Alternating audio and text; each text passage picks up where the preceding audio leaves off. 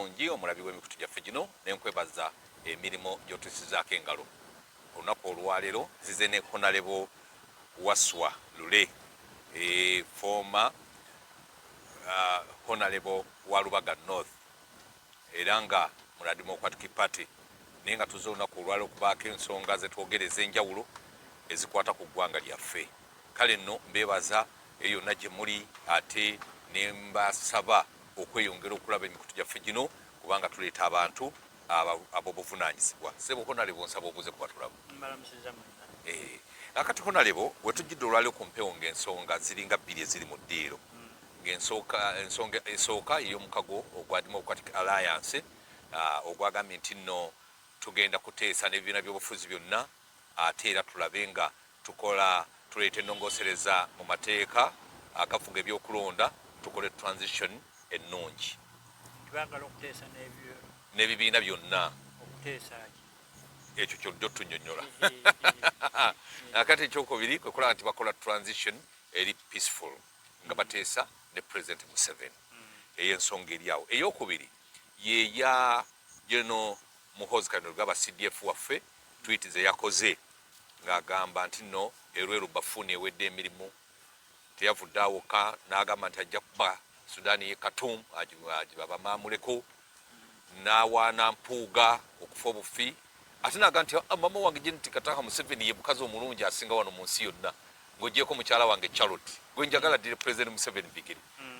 Tweet zonna nenga nti kangende waka kensa waffe mu byobufuzi taata waffe mu byobufuzi atulaitiningi akole analysis kiki ekiriwo mu ggwanga lino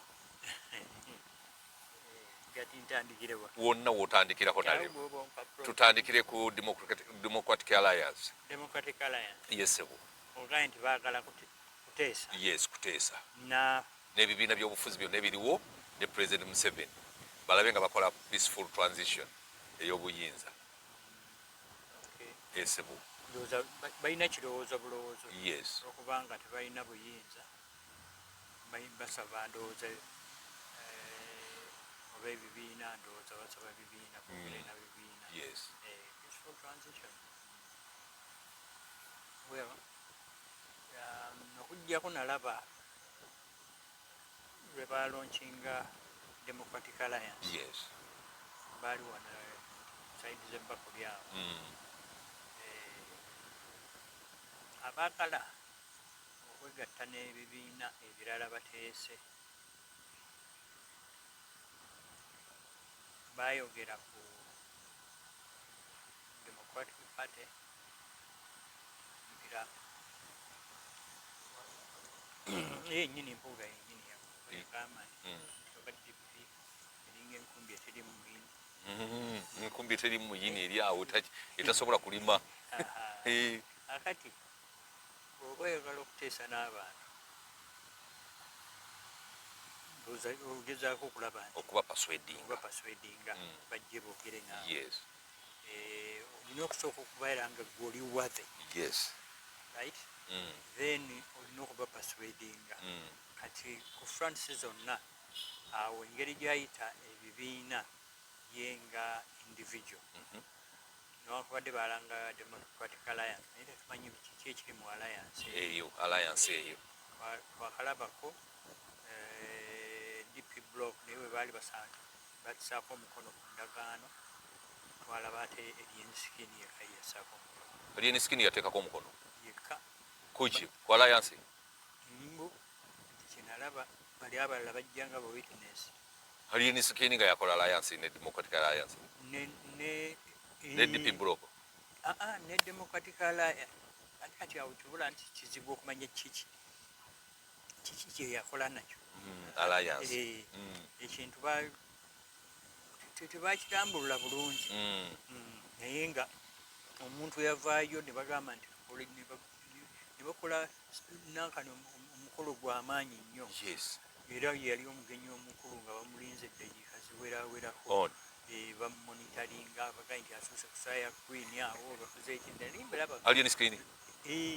nalimbira ba TV nga ninda ekintu olaba omugenyi omukulu ndaba omugenyi omukulu awo nendaba emmotoka nga ziyingira nankani omugenyi omukulu n'avaayo era bwe bamuwa entuula ye nga yanjawulo kati awo Alliance eneetambula eyali enisikini esobola okujjako baatuuka okumuwa akazindaalo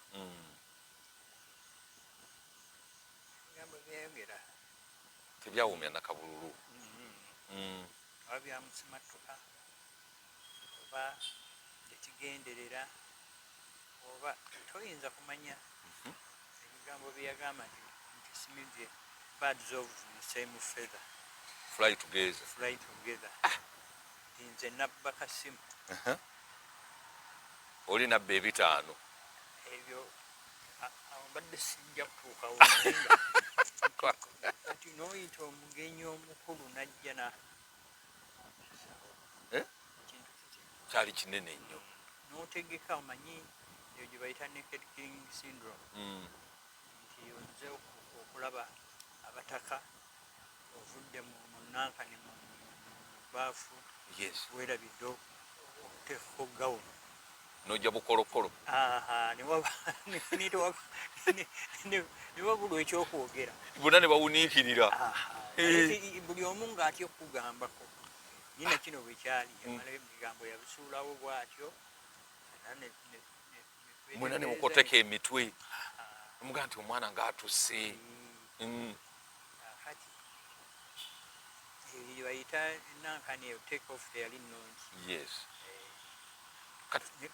basabire gwe ng'omutunulizi w'ebyobufuzi olaba nga alliance ye neba ne impact mu kulonda kwa 2026 anti kati buli okola ekintu kirungi okirambule bulungi olanze democratic alliance n'olabika ku mukola bano bwe baali bategese omukono kirabika aba DP block babamanyi balabika be baali bakoze eki bategeseyo omukolo oba bwe baali mu nteekateeka kati kyoleeta mu alliance ye DP block ne alien skin ekifaananyi ekyakola ekyalabika so ekikuwa amaanyi agakola ki agayita ebibiina noyita NRM noyita FDC noyita IDP noyita nuupu noza DP but bayinza obutagiyita engeri gyeri enkumbi etali muyini ate nuupu ate naye nebaayo banga kati jukira bedwanika yaddaku yakasuka ebigambo Kyagulanyi n'atandika okukolokota n'akolokota n'akola ki n'akolokota yali mainstay ye eyabwanika kolokota nuupu kati bw'ojjamu DP ojjamu nuupu need yo yava mu Holy Alliance naye Holy Alliance member gye basooka okulonkinga nga weeks 3 emabega naye ne bagamba tuleeta ekipya tuleeta candidate presidential candidate gwe tuleeta yono gwe twanduddeko eddusu ate n'abeegaana kati chemistry oyo sinnamutegeera bulungi olaba gwe kakesaba ebyobufuzi tonategeera chemistry oyo kati fe olwo tunamutegeera tutya anti bitabula banga walonkinga eri yali Whole Alliance noba teyali launch nayo baali bagironkinga quarter africana nedda Whole Alliance bwe yaliwo anti bagironkingira quarter africana baba bangamba nti Whole Alliance ebaddewo okuva mu March ebaddewo nga myezi 6 bwenkulira badde simanyi mpulira nti ebaddewo myezi nga 6 kakati ne bakuba n'akatabo aka Whole Alliance kalina wano then bwe bamala okulanga presidential candidate balanze ne program mu katabo ako program yaabwe candidate abeeganye Kabuleti wa need n'abyesamba n'agamba n'okugamba ne Lukyamuzi abyesambye ne Lukyamuzi yabivaamu kati mu Holy Alliance mwalimu Jema, CP, NEED, DP Block, ne group endala ey'okutaano baali ba UPC, ekiwayi ekimu ekya UPC, awo bwe baali bakoze Holy Alliance. Naye ate bwe tuva mu Holy Alliance ne tugenda mu Democratic Alliance, egenda okutuuka eno nga ndaba ate faces mpya nga mulimu DP Block, yes, nga yo mweri, ate ne Alien Skin nga naye ayingidde abalala nawulira kazindaalo nti waliwo owa Jema naye gyali awo naye tebaavaayo okubaako kye boogera. Kati awo Holy Alliance kirabika nti yayiika kati kugezaako kukuŋŋaanya Democratic Alliance ekintu okukikumaakuma. naye kati bali abatayingira oba abasigala mu Holy Alliance ne batajjeemu. Tulina okwebuuza bw'obanga obajjeeko baani abasigadde? Alien Skin abawaali. Alien Skin, Alien Skin ne DP Block, NRM ne FDC. Ne FDC ki oba zombi ndowooza enajja nankungu tezaali mu Holy Alliance. Kati ezo ndowooza byebibiina byagenda okuteesa naabo, naye bisigadde tewali. ate already baali mu Alliance, Holy Alliance. Ate mu Democratic Alliance bwe batalabika, kiri fair to assume nti either si bayite oba tebajjemu. Eyo fair assumption. Kati then olina kwebuuza nti baani abasigaddewo? Abasigaddewo wabeerawo NRM ne FDC webanga enejja ne FDC eri endala. Oba kubanga UPC yasigala mu Holy Alliance. Kati UPC eyinza okuba nga kyali kitundu kimu era kyali kiwaayo, so oyinza okutwala ekitundu ekimu ekirala ekya UPC ekitali kya Jimakena kyekyagenda mu Holy Alliance. Kati tekyajja mu Democratic Alliance.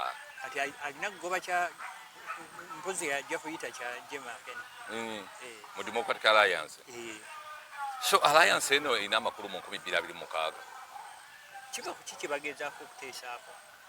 Baagala kuteesa ku transition, naye ate ne fanfare gye baakola era egoberera eri meeting eyasooka, fanfare yonna yali eraga nti waliwo omukulembeze gwe bakola ki, gwe bateekateeka. Kati kiringa ng'okugamba ekintu kyayidde dda ne bwe bayita kujja kukakasa ndowooza.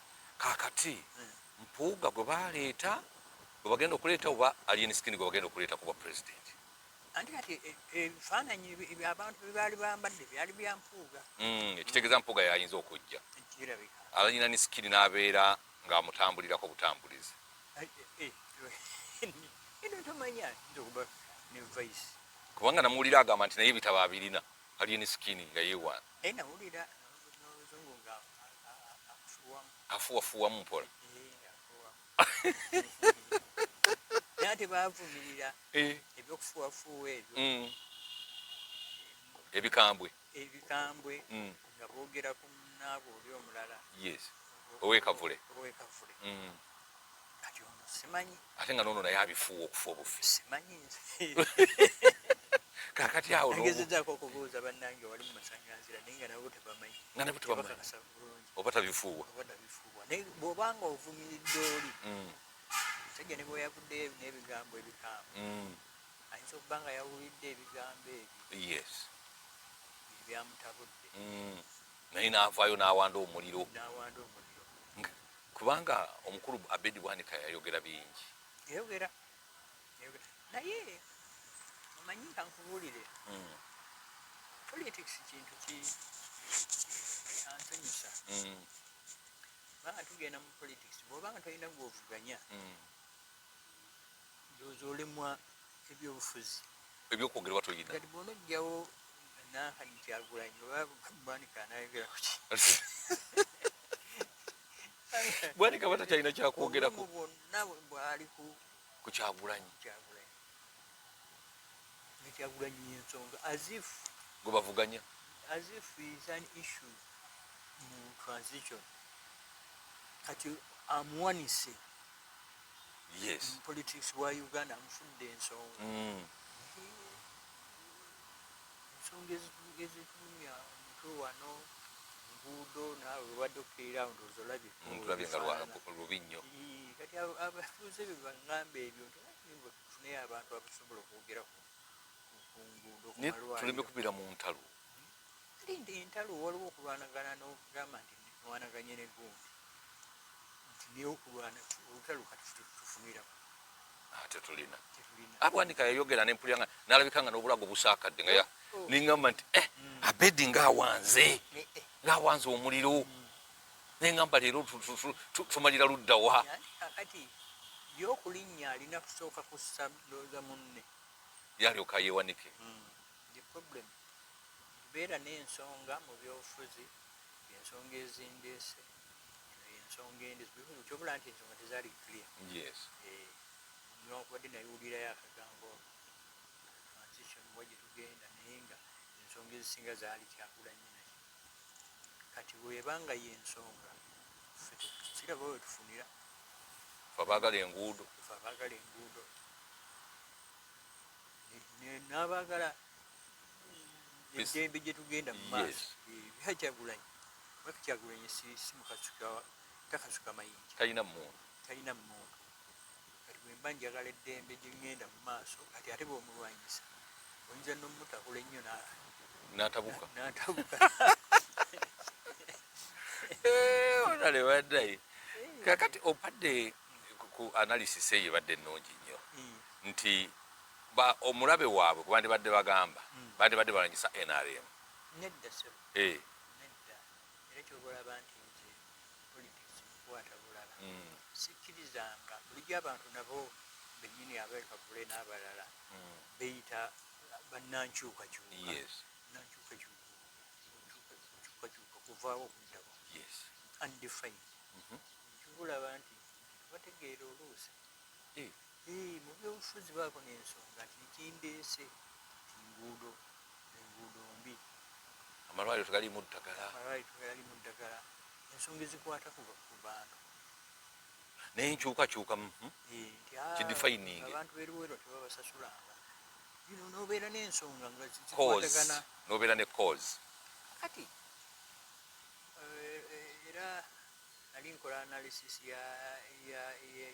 ya mikago ekiremesa emikago ngeri gyegitandika ne basis abantu nankani mu mukago musandikira ku nsonga issues kyekikugatta kyekitugatta fena tulina ensonga eyawamu etugatta etulwanyisa kino mutandikira naye always nateekako TV ntandika okuwulira ensonga ki because oyise alliance ensonga ki zoleese mu alliance abantu basobole okwegatta obasike kituufu ekyo nno kyoyogera tandika okutegeeragana walabye ogoberera ebintu international politics gezaako genda Syria gavumenti yagudde Assad yadduse ali mu Russia ne bano abazze banneewunyisizza nagenza okulaba nga ndaba abantu nokubadde babadde bateekako nsimi baliko bounty na biki naye nga tebapapye kulwanira bifo tebapapye okukwata bano ababadde mu gavumenti babadde nga mutabani w'omukulembeze ebibya tebyatambudde bulungi naye nga generally speaking bagezezzaako tebapapye kugamba era baagala bayite conference bateese ne bannaabwe kubanga eri abalala abalwana bakaadi bali eyo groups eziri ziwerako ziringa 5 balabe bamalawo batya buli omu alina ensonga tuziteeke mu kisero tulabe kye tujjamu kati bwe mugenda okuteesa we mutandikira ne mukkaanya ku nsonga nga buli omu alina ensonga gy'aleese. Ensonga ennuma nze ndi mu kaadi naye abalala bali Turkey, abalala tuli eno twagala kukola ggwanga lyaffe. Ensonga nga nkambwe mulina okukkaanya musobole okutuuka awamu, muleme kutuuka eri mulonde mu mmwe omukulembeze nga mukaadi nga ye agamba nti abakaadi ab'omu Syria n'ab'omu Turkey tulina okukola ensi eyaffe. Kati ensonga ezammwe ng'aziiwa ziba ziganye ate mwazoogerako. Temwazoogerako. Bwe mumala okuzoogerako ne muziteeka mu buwandiike. Muzitadde mu buwandiike ne mussaako omukono. Bwe mumala okussaako omukono ne mulyoka mwanjulira ensi yonna nti kino bwe kiti bwe kiri. Mweyita bakulembeze b'abantu. Kati abantu nabo ne batunula ne bagamba nti ate ensonga ezaffe ziro bamugamba nti mukulembera ffe ezaffe nga temwatuyise zanja. Anti kati bw'oba nga wabeebuuzizzaako wali baziraba nga mweziri mu biwandiiko bakuba mu ngalo bawagira naye ekiremesa abantu bagenda okulingizaayo ng'ezaabwe teziriiyo. nendagaano yange eki omukago kati kyova olaba nti emikago giyiika. Kati nga nkugambye nti bwe mumala okukkaanya groups zino zonna kati olina w'otandikira okubanja era abantu bagamba nti omusajja ne bwe yakutte emmundu yabadde mutuufu. Ensonga ye lwaki bagisoma okiraba. Naye wano nga temutukanyiza ku nsonga tulina w'obanjira noga nti manja tolina bw'obanja. Onaleba ensonga ya tweet za General Muhoozi wazirabye. Yavumye erweru neŋŋamba yijje no munne.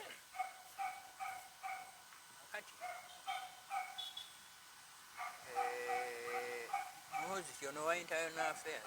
Muhoozi ono waffe General Muhoozi Kainerugaba CDF. Yagambye erweru nti nno oli bafuni weekwese mayoga mu mugongo gwa kitange ne nja kujjayo. Abaana mujjayo atya? Simanyi. Mbanga abakenzi wala. Nemabega wa kitaawe anaasulayo grenade. Ajja gisuulayo. Omanyi bingi yaboogera bingi. Naye nga kiki kimwogeza ebyo?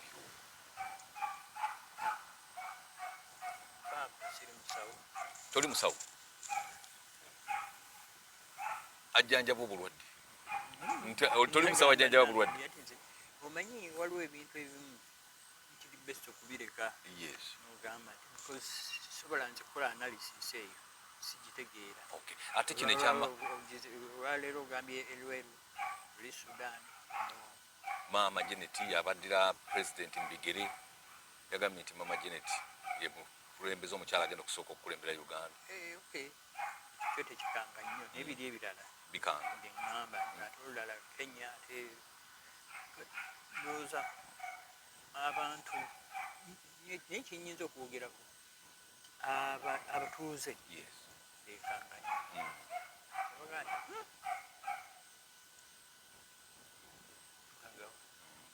Obuvunaanyizibwa wabeera alina obuvunaanyizibwa bungi kyabaleetedde kwekanga nti kwatayo ebintu eyinza obutakwatagana na buvunaanyizibwa ezo ne bwe tukikomya ate ate kyamaama okukulembera eggwanga lino oyagaliza owwo buli omu olina okuwagaliza owwo bulijjo wano ŋŋamba nti lwaki era bulijjo bwenkyogera naye buli omu gwayagala ekyo tekiriiko ayagaliza munne ate nga yasoose kwagaliza Mpuuga kakati beragambye nti omanyi waliwo contradictions zotasobola kukola kikolako analysis zesiri qualified kuzikolako analysis oluusi nze esonyiwa bwesonyiwa. Okay. Akalulu ka 2026 Honorable okalabye otya? Enteekateeka gye kalimu tewaliwo nteekateeka ng'egenda mu maaso. Honorable Robert Mao aleeta nga tetunagenda mu ebyo.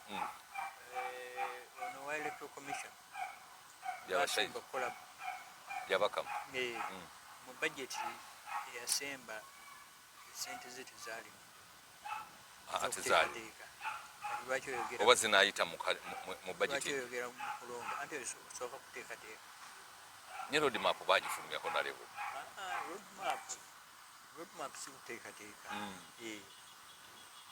road map biba bigambo nga kiringa abozzewa ate otodde ku katebe niwali beeri noyogera ku katebe nga tekaliiwo era nandyogedde n'ebigambo nandibifuumudde naye kakati ebigambo kati yeetaaga bajeti okuteekateeka okulonda naye ate togifuna ng'ebulayo olunaku lumu pozi ngaogenda giteeka mu nsawo.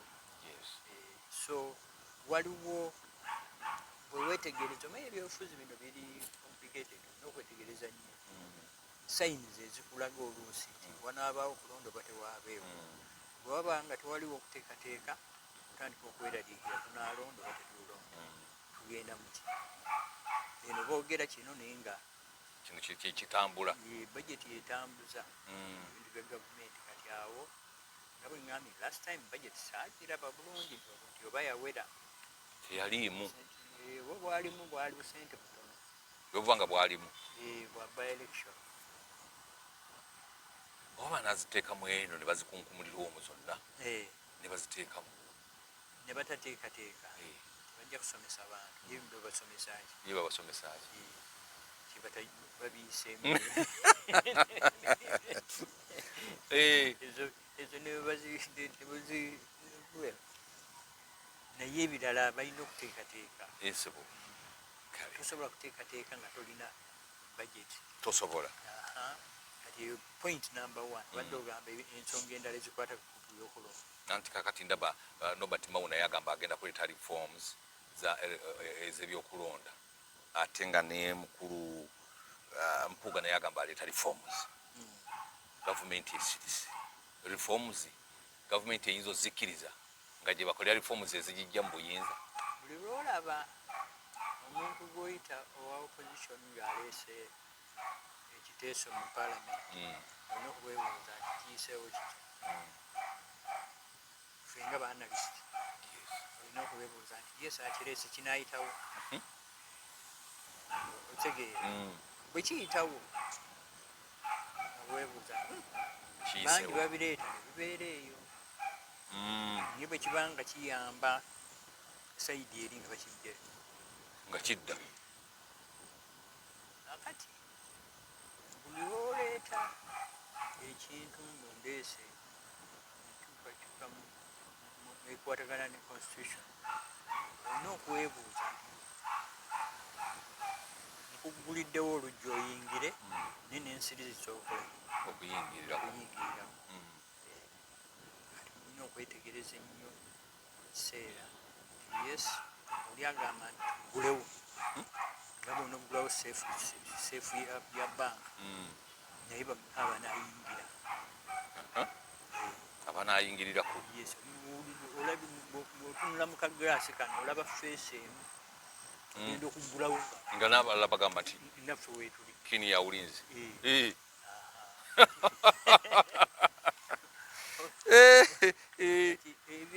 ebintu ebikwatagana ne constitution bw'obireeta ababireeta olaba babireeta ne babivaako naye kati mu kiseera kino bitandise okudda olina okwebuuza nti ani ddala ddala ayagala okuteekamu oba okutoolamu ono aleese oba olya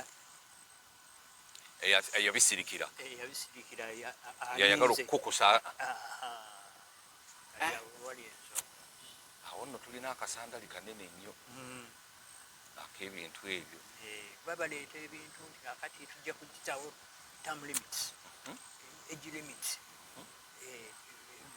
togikwatako ensonga ezagiraki ze bagira mutogikwatako ezo zonna tuziteeka mu nankani abantu ne bakupa mu ngalo aleese ensonga zaffe nikali ensiri eyingirirako n'ogamba nti kiki kino kumbe ensiri eyingira ate ensiri ebaza malaria kati ono ye aba ayingidde aba tamanyi nti ensiri eno ejjirako ziraba kati wano oluusi zijja nezikuluma wano nekiba mu pulaani tekiba mu pulaani niyo yeekulumye ekulumye ekiwedde tulina kyakkola nga lyeruma ggwanga lyonna eggwanga lyerigenda okufuna omusujja so si muntu omu ogwoguliddewo nti ani ayingira nti ani kodi nti abeeyo nti ani Mpuuga oggulira Mpuuga obusiri obuleeta malaria buyingidde akono ke kasandali honali njagala osiibula abatulaba obadde okyanyumirwa buuzayo naawe honale bwetweyanziza nnyo tweyanzeege akadde kano kootuwa amazima amatuufu bakutusaba nnyo era bulogirano kati mugendeeke wa honale bulule naye manyi nze nkwata Mpola mugendeeke wa honale bulule tulabe agamba ki kati abantu olw'okuba obwetaavu bubeerawo bungi nga abantu bakutusaba ke kasimu ako koowulira nti kati katugende wa taata waffe w'ebyobufuzi atwenlightinge tulabe bwe kiwetambula otukoze bulungi nnyo ku mukago ogwa Mpuuga n'emikago gyonna egize gibeerawo ebyemikago tetukimazeeyo tukomye mu kkubo wali we twamalidde ndagaano nga bamaze ogikola ki ogiteekako omukono ne bagiteeka mu lujju naye abantu wali we twatandikidde because si mulimu personal interest era suspicions many times zibeera ku personal interest zino ensonga bw'obanga tozirabye nga bwe zizze olina okwebuuza nti kiki ekigenda mu maaso ddala ensonga ezo zeziyingidde ezaffe ng'ozirese bweru ekintu ekyo kikulu okuba nga osoosowaza zizo naye ffe abakuwa akalulu ezaffe nga tetuziraba tulina oziraba olina kubeera mulamu vaayo yogere buli kintu kiveeyo bulungi mulujjudde ekyo kintu kikulu nnyo kale honale bwetweyanzeeki mukama akutukuumire nammwe abalabi baffe mukama abakuume mweraba